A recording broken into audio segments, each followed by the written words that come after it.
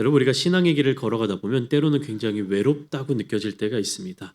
나는 왜 이 길을 혼자 걸어가고 있지? 나는 왜 이 일을 혼자 겪어내고 있지? 왜 이런 어려움이 나에게 계속해서 주어지는 것일까?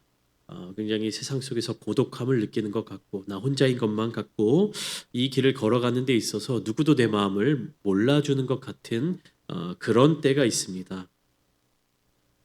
이것은 굉장히 자연스러운 모습이죠. 하나님이 맡기신 사명을 감당하려고 할 때 이런 마음은 더 크게 찾아옵니다. 하나님께서 맡기신 사명을 감당할 때 물론 하나님이 주시는 크신 능력으로 일하겠지만 사람이 감당할 것 이상의 어떤 일들을 하다 보면 하나님의 능력으로 그 일들을 해낼 수 있지만 우리의 마음 가운데 이러한 생각들이 자꾸만 찾아올 때가 있습니다. 왜냐하면 복음의 길은 언제나 쉽지 않기 때문이죠. 좁은 문을 지나서 좁은 길로 가야 하는 그러한 과정들이기 때문입니다. 오늘 본문에 등장하는 사도 바울의 여정도 그러한 길의 연속이었죠. 지금까지 우리가 사도행전을 계속해서 나누면서 바울이 회심하고 회개한 다메섹 도상에서 예수님을 만나고 회개한 이후에 바울의 삶에 있어서 편안한 여정은 없었습니다. 유대인들에게 박해를 받기도 했고 같은 그리스도인들에게 의심을 받기도 했고 그가 가는 전도 여행지마다 굉장히 곤란한 상황 가운데 놓여 있었습니다. 특별히 우리가 바로 앞장인 사도행전 17장의 말씀을 통해서 알 수 있는 것은 바울이 데살로니가 그리고 베레아 그리고 아덴 이런 지역에서 복음을 전할 때 곳곳에서 바울을 반대하는 사람들 그리고 바울이 전하는 복음을 방해하려는 사람들이 계속해서 따라다녔다라는 것을 배웠습니다. 그것으로 인해서 바울은요 원치 않게 자꾸만 그 도시를 벗어나고 도망가고 다른 곳으로 이동해 떠나야만 했던 것이죠. 그렇게 아덴까지도 떠난 다음에 바울이 도착한 도시가 바로 오늘 본문에 등장하고 있는 고린도라는 지역이었습니다. 고린도 역시 당시 로마 제국의 큰 상업 도시 중에 한 군데였습니다. 수많은 사람들이 함께 그곳에 머물러 있었고 또 수많은 상인들이 거쳐가는 곳이었습니다. 문화의 중심지였습니다. 많은 사람들이 모여들었기 때문에 다양한 사람들이 섬기는 우상 신들도 그곳에 있었고 다양한 종족들이 그곳에 모여 있었고 다양한 문화와 다양한 어떤 방식들이 그 지역에서 혼합되어 있는 혼종되어 있는 모습을 우리가 고린도 전후서를 통해서도 발견해 낼 수가 있는 것이죠. 종교적으로도 그렇고 도덕적으로도 그렇고 굉장히 음란하고 타락한 도시가 바로 고린도였습니다. 인간적인 눈으로 보면 바울이 그동안 거쳐왔던 모든 도시들 중에서 가장 복음을 전하기가 어려운 도시, 가장 복음이 정착하기 힘들어 보이는 도시였습니다. 그러나 하나님의 역사를 우리가 바라볼 때요, 바로 이곳에서 바울은 큰 은혜를 하나님의 은혜를 경험합니다. 그리고 특별히 하나님께서 예비해 두신 귀한 동역자들을 만나는 장면을 우리가 발견하게 됩니다. 가장 어려운 순간에 가장 어려운 환경에 그리고 인간적인 눈으로 볼 때 가장 제한적인 이 공간 속에서 하나님은 어떻게 바울을 섬길 어떻게 바울을 도울 바울의 협력자들을 마련해 두셨는가? 우리가 이 본문을 찬찬히 살펴보면서 바울의 사역과 바울의 그 사역에 함께하는 동역자들을 한 사람 한 사람 한번 발견해 보았으면 좋겠습니다. 이 모든 과정 가운데 우리가 믿고 의지하는 것은 무엇입니까? 하나님께서 바울의 길을 인도하여 주셨다라는 사실이죠. 바울이 아시아 지역으로 가려고 했을 때 성령님이 가로막으시고 다른 곳으로 인도하여 주시고 그 방향을 다시금 정해 주시고 이곳이 아니다라고 말씀해 주시고 바울이 그 음성에 순종하며 나아갈 때 그곳에서 겪는 바울의 처지는 어땠습니까? 고난을 당하고 매를 맞기도 하고 감옥에 갇히기도 하고 여러 가지 어려운 상황 사람들이 막 쫓아내기도 하고 돌을 던지기도 하고 어려운 상황 가운데 빠져 있었지만 그 바울의 사역을 통해서 맺어지는 열매들을 우리가 함께 발견할 수 있지 않았습니까? 오늘 본문 1절부터 4절까지 말씀을 보시면 하나님은요 이 바울을 위해서 귀한 동역자들을 준비해 주셨다라는 사실을 발견하게 됩니다. 특별히 1절과 2절 말씀을 보시면 바울이 어디를 떠나서요? 아덴을 떠나서, 즉 아테네를 떠나서 고린도라는 지역에 도착했을 때 누구를 만나냐면 아굴라라고 하는 유대인 한 사람을 만나게 됩니다. 그리고 이 아굴라에게는 브리스길라라는 아내가 있었습니다. 이 두 부부가 이후에 바울의 사역 가운데 굉장히 큰 후원자가 된다는 사실을 우리가 알게 되는 것이죠. 이 부부에 대해서 성경은 뭐라고 소개하고 있냐면 원래 이 로마에서 살고 있었던 유대인이었다. 유대인인데 이스라엘 지역에 이스라엘 땅에서 산 것이 아니라 어디에서 살았다고요? 로마에서 살았다. 왜 그러냐면 이미 여러 차례 설명드렸다시피 로마라고 하는 이 제국이 각 종족들, 각 민족들을 이제 흐트러뜨리는 거예요. 한 곳에서 모여 있으면 한 곳에 정착하게 되면 세력을 자꾸만 쌓아가게 되고 그렇게 되면 로마라고 하는 제국에 대한 반란 세력들이 군집할 수 있기 때문에 한 민족, 한 종족, 한 그런 나라가 모여 있는 것을 계속해서 경계했다는 것입니다. 그러니까 고향 땅에 머물러 있지 못하게 만들고 새로운 곳으로 가서 개척하도록 만들고 새로운 정착지로 자꾸만 이동하게 만드는 그런 정책을 썼다라는 것이죠. 그런데 이 글라우디오가 모든 유대인으로부터 로마에서 떠나라라는 명령을 했기 때문에 아굴라와 브리스길라가 이탈리아로부터 이 고린도라는 지역으로 이사를 왔다라는 것입니다. 그러니까 이 아굴라랑 브리스길라 입장에서 보면 어떻습니까? 자기의 삶의 터전, 자기가 정착한 지역을 갑작스럽게 떠나야만 하는 것입니다. 쫓겨나는 것이죠. 안정된 삶을 살던 그들이 하루아침에 낯선 도시로 이동해야 했던 것입니다. 여러분 인간적인 관점으로 볼 때 바울의 삶도 어려웠지만 이 아굴라의 삶도 어땠겠습니까? 자기가 터전을 잡아놨던 그곳을 순식간에 빼앗기고 다른 곳으로 쫓겨나야만 했던 이 부부의 삶이 어땠을까라는 것을 우리가 한번 상상해 보았으면 좋겠습니다. 이 두 사람은 하나님을 신실하게 믿고 그다음에 좋은 성품을 가졌고 그런 사람인데 지금 소위 말하는 고난을 겪게 되는 것이에요. 이유를 알 수 없는 내가 잘못한 것이 아닌 나도 알지 못하는 그런 이유로 고난을 당하게 된 것입니다.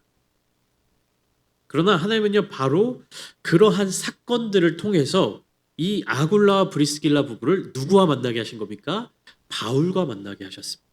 그러니까 바울의 입장에서도 여러 가지 고난과 환난과 핍박을 피하고 떠나고 도망쳐서 이 고린도라고 하는 곳에 도착했을 때 아굴라를 만났고요. 아굴라와 브리스길라 부부도 자기의 터전을 버리고 그곳에서 쫓겨나고 새로운 낯선 곳에 정착하고 정말 이 낯선 환경 속에서 어려움 속에서 누구를 만난 겁니까? 바울을 만나게 된 것입니다. 그래서 3절부터 보면 이 바울과 아굴라가 생업이 같았다라는 거죠. 먹고 사는 그러니까 직업이 같았다라는 것입니다. 근데 그 직업이 무엇이었냐면 천막을 만드는 것이었다. 그러니까 텐트를 만드는 사람들이었다. 그래서 함께 살며 일을 함께 하였다라고 성경은 소개하고 있습니다. 그리고 이 함께 살게 되니까 어떻습니까? 자연스럽게 동역의 관계로 이어지게 되었다는 것이죠. 여러분 이 장면은요 우리에게 중요한 사실 한 가지를 알려줍니다. 하나님은요 사명을 감당하는 사람을요 혼자 두지 않으신다는 것입니다. 복음을 전하는 사역, 하나님이 주신 그 사명을 감당하는 일에 있어서 하나님은 언제나 귀한 동역자들을 보내주십니다. 그러니까 나 혼자 있다고 느껴질 때, 나 홀로 서 있는 것 같다고 느껴질 때 하나님은 왜 나를 이곳에 보내셨는지, 하나님은 왜 나를 이곳에 머물게 하셨는지, 내가 자리 잡고 있는 삶의 모든 터전들을 포기하고 떠나게 만들고 도망치게 만들고 하는 그런 상황 가운데서 하나님이 왜 나를 이곳에 보내셨는지라는 의문을 가질 때 이 본문 말씀을 통해서 우리가 알 수 있는 사실은 무엇입니까? 바로 그곳에서 하나님이 누구를 보내주셨다? 동역자를 보내주셨다. 가장 귀한 동역자를 만나게 해주셨다는 사실입니다. 여러분 우리가 기억해야 할 것은요. 하나님의 복음, 하나님의 사명은요. 반드시 언제나 함께 이루어진다는 것입니다. 혼자 이룰 수 없는 것이 함께 이루어가는 것입니다. 예수님께서도 말씀하셨듯이 바울도 계속해서 강조하듯이 교회는요 함께 이루어져 가는 것입니다. 함께 만들어져 가는 것이고요. 함께 세워져 가는 것입니다. 한 사람의 힘으로 이루는 것처럼 보일 수도 있습니다. 한 사람의 능력으로 교회가 세워지는 것처럼 보일 수도 있어요.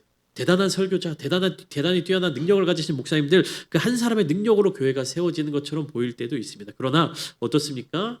그렇게 세워지고 난 이후에 탄탄하게 이어지느냐, 이어지지 못하느냐.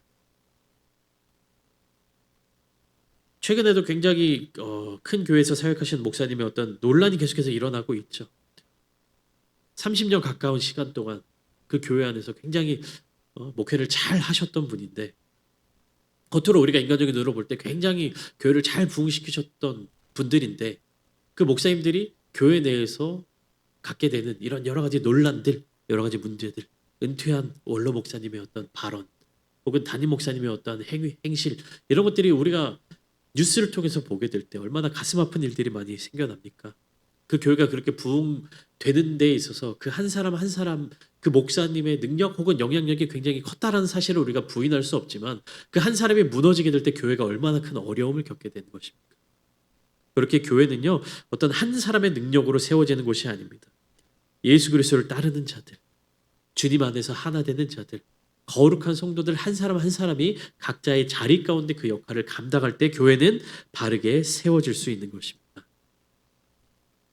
우리가 수요일에 함께 나누고 있죠. 민수기를 통해서 하나님은요 이스라엘이라고 하는 나라를 모세라는 한 사람을 통해서 세우지 않으신다는 사실을요. 정말 작은 백성 한 사람 한 사람 갓 태어난 1개월 된 그 아기조차도 하나님이 이름을 불러가시면서 계수하셨다라는 것이 한 사람 한 사람을 세워주셨다라는 것입니다. 그냥 뭉뚱그려서 그 일원으로서 그냥 받아들이는 것이 아니라 하나님께서는요 우리들을 한 사람 한 사람의 인격체로 영혼으로 마주대하여 바라봐 주신다는 것입니다. 예수님도요 사역하실 제자들을 보내실 때 둘씩 짝지어서 보내셨습니다. 초대교회 역시 홀로 사역하지 않았습니다. 수많은 동역자들이 함께 교회를 세워나가는 장면을 우리가 지금까지 나누고 있죠. 바울에게는 바나바가 있었고요. 실라가 있었고 디모데가 있었습니다. 그리고 오늘 본문에서는 브리스길라와 아굴라가 또한 함께 바울과 동역하고 있습니다. 하나님은요. 하나님의 사명을 충성되게 감당하는 사람들에게 귀한 동역자들을 붙여주십니다.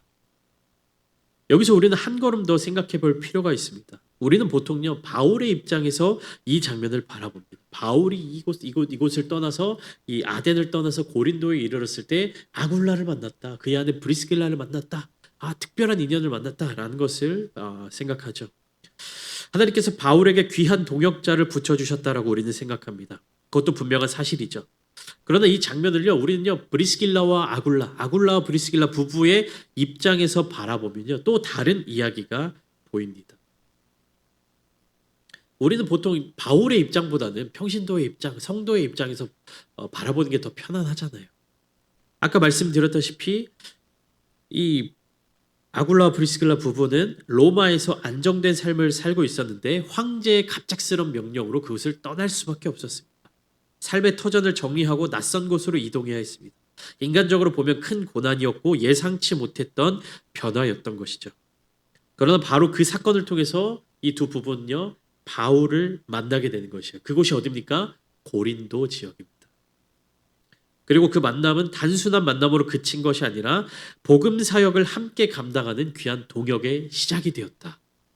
로마에서 편안하게 잘 살아갔다면 감당하지 못했을 하나님의 귀한 사역, 그 사명을 어디에서 감당하게 된 겁니까? 낯선 도시였던 고린도 지역에서 감당하게 된 것입니다. 여러분, 하나님은요 우리의 삶 속에서도 때로 이해할 수 없는 일들을 허락하십니다. 왜 하나님이 나를 이곳으로 보내셨지? 왜 하나님이 나를 이곳으로 인도하여 주셨지? 왜 하나님이 갑작스럽게 나의 삶의 자리 가운데 이런 모습을 갖추도록 하셨지? 이해가 되지 않을 때가 있습니다. 예상하지 못했던 고난처럼 느껴질 때도 있습니다. 그러나 우리가 반드시 신뢰해야 될 것은 무엇입니까? 하나님은 완전하신 분이시다. 하나님의 인도하심은요 불안함이 없다는 것이. 우리의 생각에 이쪽으로 가면 조금 불안한데, 이쪽으로 가면 안정감이 떨어지는데, 이쪽으로 가면 우리의 삶의 터전을 포기해야 하는데 라는 생각이 들 때 하나님은요 우리의 생각보다도 더 앞서서 더 먼저 우리에게 귀한 사명의 자리 그리고 귀한 동역자들을 마련해 주신다는 사실입니다. 우리가 경험하는 모든 과정들을 통해서 하나님은 하나님의 뜻을 이루어 가시는 줄 믿습니다.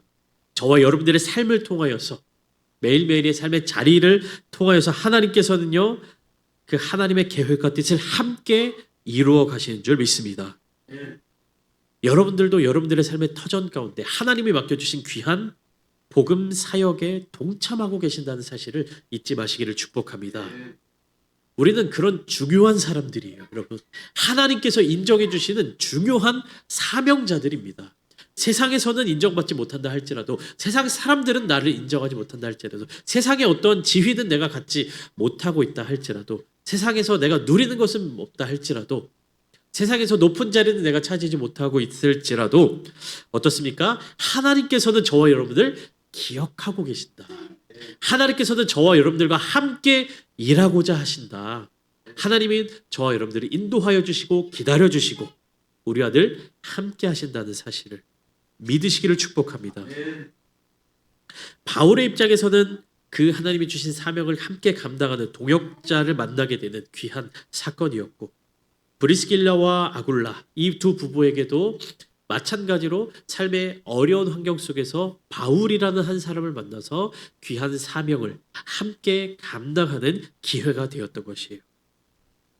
바울의 삶, 아굴라의 삶, 각자 다른 삶의 자리 가운데서 연결된 지점을 보니까 하나님이 인도하셨구나.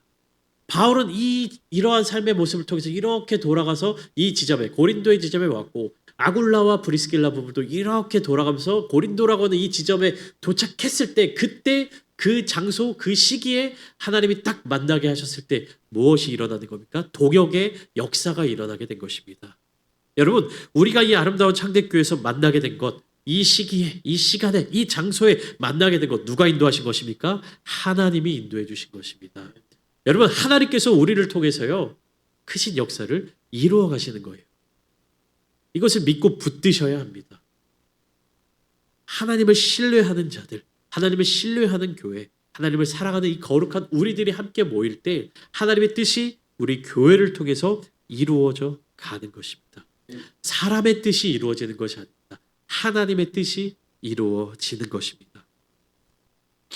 각자의 삶의 자리 가운데 우리의 삶의 이야기 속에서 이 이야기들을 통해서 마침내 하나로 그 역사를 이루시는 분이 하나님이시라는 사실을 믿음으로 담대히 나아가시기를 축복합니다. 5절부터 8절까지 말씀을 계속해서 이어가 보면 또 하나의 중요한 장면이 등장하고 있는 것을 발견합니다. 누가 다시 등장합니까? 실라와 디모데가 마게도냐로부터 내려오매 바울이 하나님의 말씀에 붙잡혀 유대인들에게 예수는 그리스도라 밝히 증언하였다라고 성경이 이어지고 있습니다. 실라와 디모데가 마게도냐에서 바울이 먼저 도망치듯이 떠났을 때 그곳에 있는 성도들을 위로하고 그곳에서 조금 가르치는 일을 하다가 뒤늦게 바울을 따라온 것이죠. 그들도 어디에서 만났습니까? 고린도에서 만났습니다.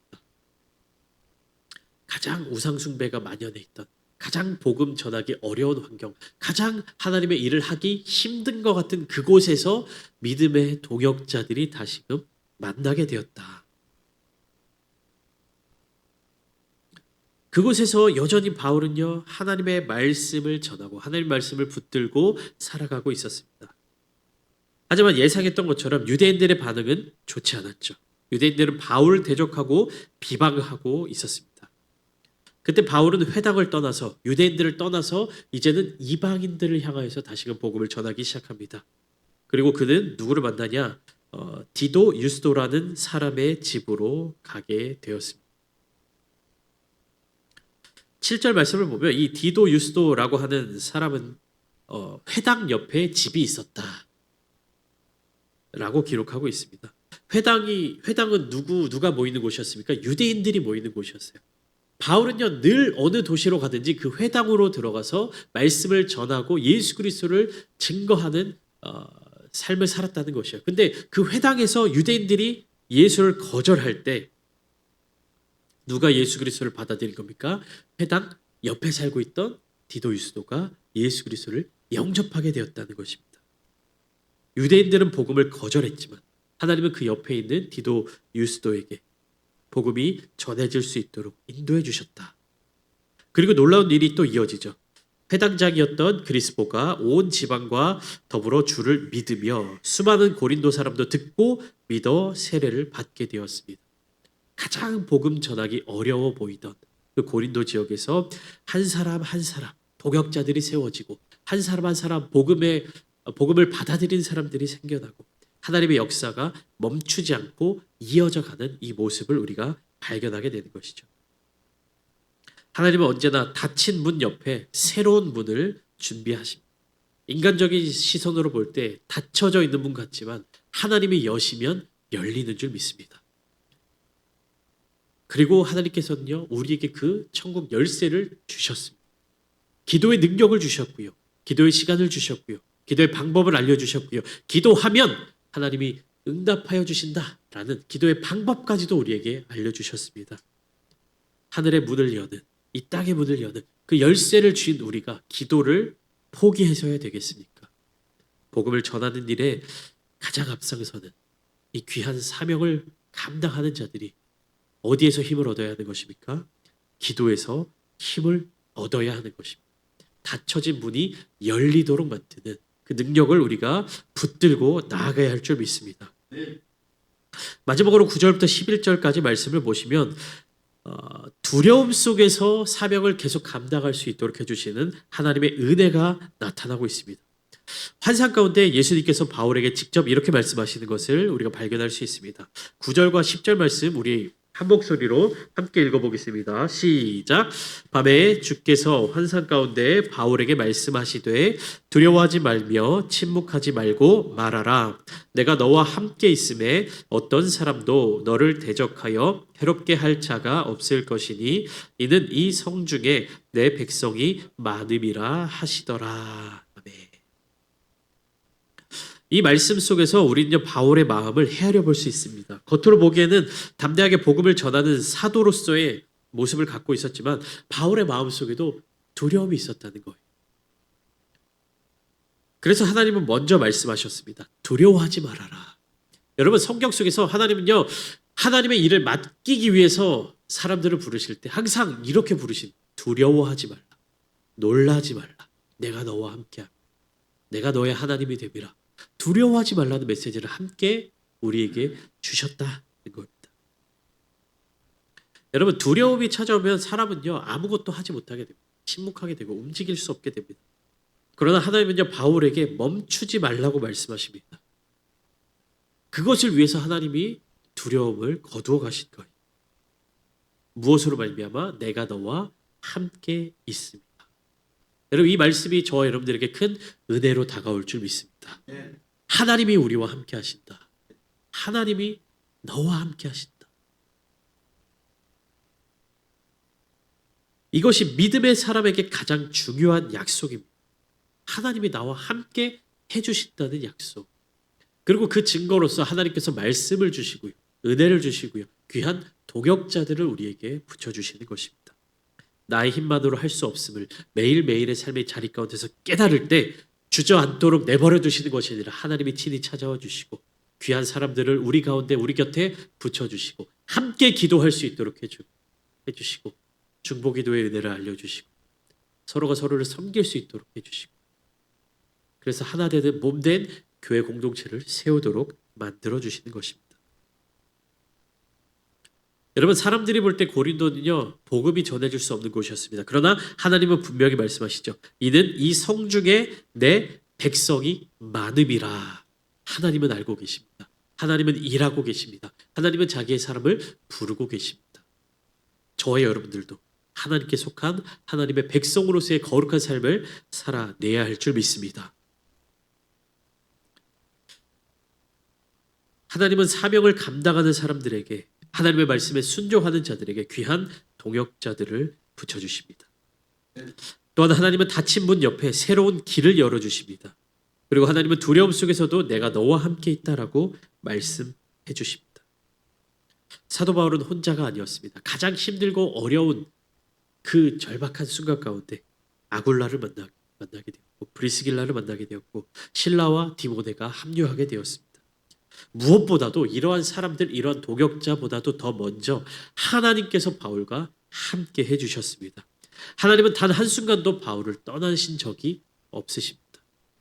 오늘 우리에게도 하나님은 동일하게 역사하십니다. 두려워하지 말라. 내가 너와 함께 있다. 우리를 한 번도 떠나지 않으신 주님. 우리가 하나님을 외면할지 몰라도, 우리가 하나님의 말씀을 떠나 살아갈지 몰라도 하나님은 결코 우리를 버리지 않으셨습니다. 이해할 수 없는 환경의 변화 속에서도 하나님은요, 가장 좋은 것으로 우리에게 준비해주고 계십니다. 가장 선한 길로 인도해주고 계십니다. 예상하지 못했던 과정 속에서 거룩한 만남을 마련해 주시는 것입니다.